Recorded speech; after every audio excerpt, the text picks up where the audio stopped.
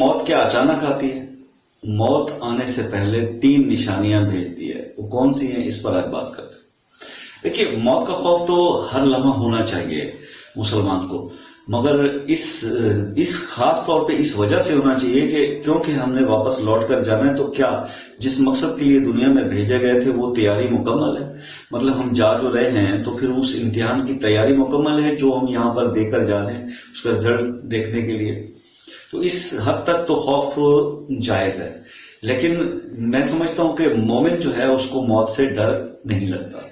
مومن اپنی موت سے نہیں ڈرتا، اس کی وجہ یہ ہے کہ جو ایمان والا بندہ ہوتا ہے وہ اللہ اور اس کے رسول کے احکامات پر اتنا اپنی زندگی کو لے کر چل رہا ہوتا ہے کہ اسے ڈر نہیں ہوتا، اس کی ہر لمحہ تیاری ہوتی ہے۔ اس کی وجہ کیا ہے؟